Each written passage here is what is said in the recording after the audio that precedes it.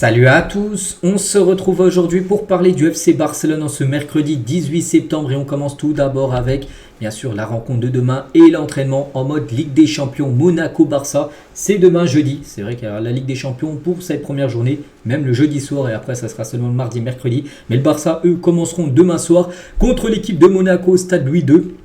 Donc voilà quelques photos lors de l'entraînement bien sûr avec nouvelle saison, nouveau format, nouvelle Champions League avec Ansu Fati qui pourrait jouer demain lors de cette rencontre. Lamine Yamal qui sera bien sûr certainement titulaire et un gros coup dur les gars lors de l'entraînement parce qu'on a appris un blessé, communiqué médical de la part du club et c'est officiel, le milieu du FC Barcelone Fermín López souffre d'une blessure au muscle droit antérieur de la cuisse droite.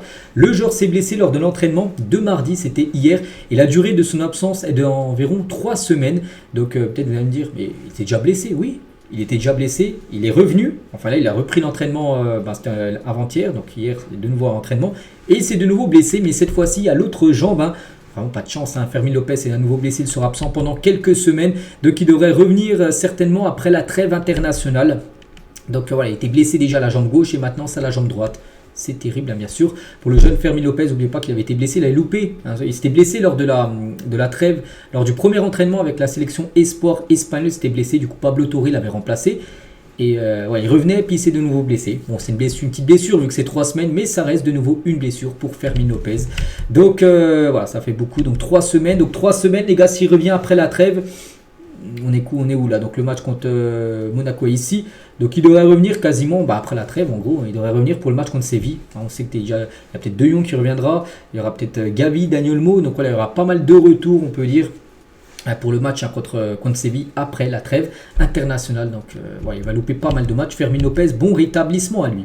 Les unes des journaux Sport et Mundo Deportivo, je vous les montre tous les jours aujourd'hui. Sport, ça titre Hansi Flick, Mister Champions. Donc par rapport peut-être au mot Champions League qui a commencé hier soir. Il y a des matchs également ce soir et demain avec bien sûr l'entrée en lice du FC Barcelone. Tiens, ça parle, comme j'ai dit, Fermín López en bas qui s'est blessé. Et l'autre une, Mundo Deportivo, et c'est Lewandowski qui fait la une. Allons-y pour les 100 buts parce qu'il a joué son 100e match. C'était le week-end dernier, contre Girona bien sûr, où il n'a pas marqué malgré la victoire 4-1. Mais lui, son objectif, c'est maintenant d'être parti pour les 100 buts du côté du club. Donc 100 par rapport à déjà ses 100 apparitions. Et demain, il devrait certainement être titulaire, Robert Lewandowski du côté du stade Louis II à Monaco. Et le Barça n'a pas perdu à l'extérieur lors de son premier match de Ligue des Champions depuis la saison 93-94. Ça date, il faut remonter à plus de quasiment 30 ans pour voir la dernière défaite du Barça lors d'un premier match de Ligue des Champions à l'extérieur. Donc demain, c'est un premier match de Ligue des Champions à l'extérieur. Donc voilà, souvent le Barça arrive à s'imposer. Et c'est vrai que le Barça, lors de ses 15 dernières ouvertures, lors des 15 derniers matchs en Ligue des Champions, première journée, il y a eu quand même 10 victoires, 4 matchs nuls et seulement une défaite. Voilà, donc on espère que cette série se poursuive bien sûr demain avec surtout beaucoup de victoires lors des 15 dernières premier match de Ligue des Champions d'une nouvelle saison. Et concernant l'arbitre, quelqu'un de très important malgré qu'il y a la Barça, donc ça sera un arbitre néerlandais, il s'agit de Allard Linhout, officialisera pour le match de Ligue des Champions entre Monaco et le Barça. Ses débuts dans la compétition, ce sera la première fois qu'il arbitrera un match de Ligue des Champions. Il y a déjà un gros choc entre Monaco et le FC Barcelone et cet arbitre sera la première fois également qu'il arbitrera le Barça. Bon après il n'a jamais arbitré des matchs européens, enfin peut-être en Europa League mais jamais en Ligue des Champions. Donc voilà, ce serait une première en espérant qu'il soit à la hauteur bien sûr de ce match de Champions League. Et concernant l'équipe, avec Hansi Flick, il y a eu quelques changements pour la Ligue des Champions. Donc l'équipe tiendra l'entraînement d'avant-match à Barcelone au lieu du stade de Monaco et dormira à Monaco après le match. Donc dès demain soir, dès que le match sera fini, l'équipe ne prendra pas directement l'avion dans la foulée pour retourner à Barcelone. L'équipe restera à Monaco pour une nuit, puis ils partiront vendredi matin, retour bien sûr du côté de Barcelone en avion. Concernant Ansu Fati, il devrait être disponible contre Monaco, il devrait enfin faire son retour, j'ai montré pas mal de photos de lui là, ces derniers jours à l'entraînement, normalement pour le match de demain. Donc le groupe sera dévoilé là dans la journée et normalement il devrait bien être présent dans le groupe Ansu Fati et peut-être jouer ses premières minutes officielles depuis plus d'un an, parce qu'on n'oublie pas que la saison dernière il avait été prêté à Brighton.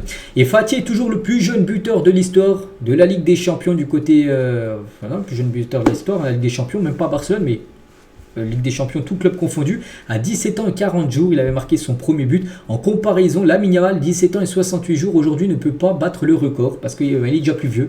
Voilà, donc voilà, incroyable bien sûr pour Fati, plus jeune, toujours buteur de l'histoire de cette Champions League.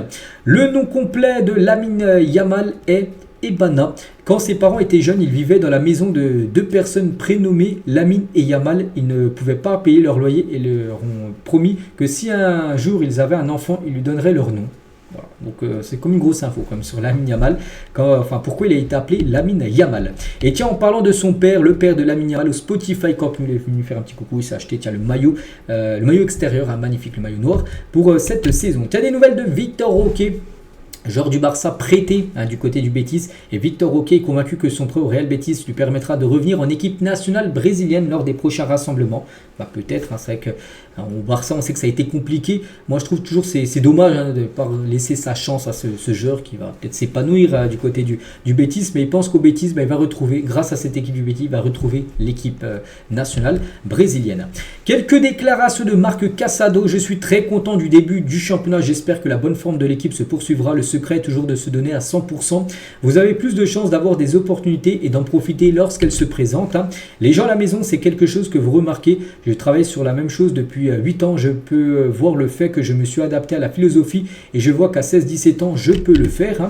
Je me sens bien partout. L'important est de pouvoir porter ce maillot le plus longtemps possible. C'est ce que j'aime, qu'il s'agisse d'un 6, d'un 8, d'un 10 ou d'un air latéral, peu importe où il jouera. Il jouera où le coach le mettra. Pour l'instant, il joue plutôt en mode pivot, on peut dire. Casado, qui était le capitaine de l'équipe B, saison dernière maintenant, qui est un joueur de l'équipe première. Il n'y a plus d'équipe B pour lui. La relation avec Thiago était très bonne. Thiago Alcantara, maintenant qui n'est plus dans le staff. Il est resté pendant un mois à peu près dans le staff de Hansi Flick, puis il est reparti.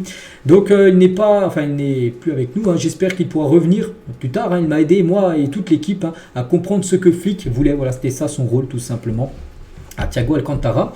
Il parle de Dani Olmo.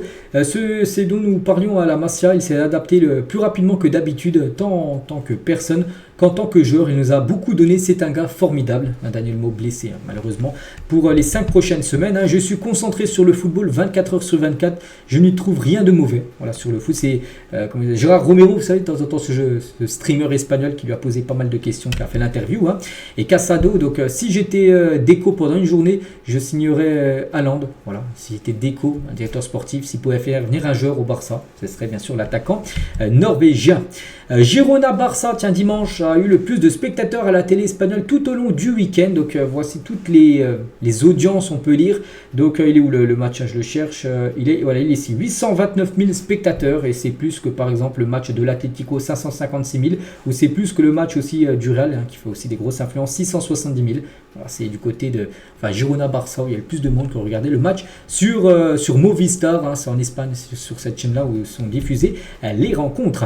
Et concernant le 11 type des 5 gros championnats sur le week-end dernier, un joueur du Barça figure dedans, c'est Lamine Yamal qui a inscrit un doublé. Lamine Yamal, lors du match contre Girona, il figure en tant que meilleur milieu ou ailier droit pour cette équipe type. Et tiens, toujours avec Lamine Yamal, donc remise du trophée de meilleur buteur U23 de la Liga au mois d'août, avec bien sûr, n'oubliez pas 5 matchs. Donc il est à 1 but et 4 passes D, mais sur le mois d'août, 1 but et 4 passes D. Mais vu qu'il a marqué un doublé au mois de septembre, donc voilà, actuellement il est à 3 buts, 4 passes D en 5 matchs. Lamine Yamal. Et on finit les gars juste avec une info. Hier mardi, de nouveaux contacts ont été pris pour faire avancer un éventuel accord entre Nike et le Barça, mais pas que Nike va donner un gros jackpot au Barça pour continuer à sponsoriser le maillot du FC Barcelone. Et hier ça a avancé, on attend maintenant l'officialisation. Là bien sûr ça va faire passer le club en situation orange, c'est une situation financière au vert total, avec une grosse rentrée d'argent, plus de 100 millions d'euros. Nike va verser au Barça, donc voilà, ça veut dire que l'été prochain, le Barça peut faire quand même de grosses choses sur le mercato. Donc voilà les gars ce qu'il y a à dire aujourd'hui, j'espère que ça vous a plu.